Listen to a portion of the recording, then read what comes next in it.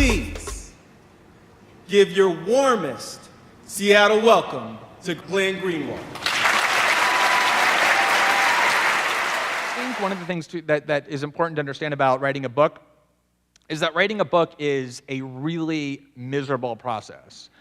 I mean, I think every single person who has ever written a book will agree with that. And I think one of the things I've learned, this is my 5th book, is that there's really no point in writing a book unless you have extreme amounts of passion behind the book and really clear reasons why you want to write it, as opposed to just writing it for the sake of writing it. And so I think one of the best ways to think about what I was trying to convey in writing the book and about going around and talking about these issues is to talk about the reasons why I wanted to write the book. And one reason was to connect all these dots, but there were other reasons as well.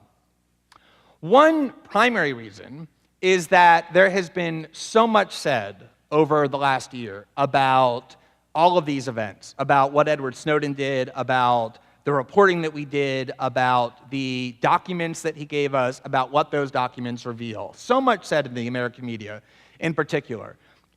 So much of which is just wrong. It's just completely false. And, you know, it's funny, if you are somebody who loves to bash the American media and talk about how awful they are, and I am somebody who completely loves to do that. It's one of my favorite things to do. I've been doing it for many years now.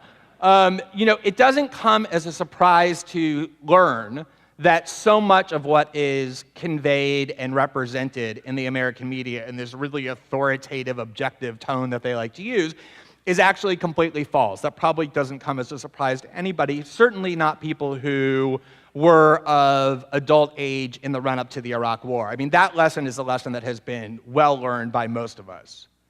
But when you're in the middle of one of these stories that's being talked about by the media to such an extent, and you actually have firsthand knowledge of what's happening, your appreciation for the US media's ability and willingness to spout absolute falsehoods escalates dramatically. I mean, I am somebody who's been incredibly cynical of the media, and yet I was shocked by the things I saw over the past year, just in terms of pure falsity getting passed off as truth.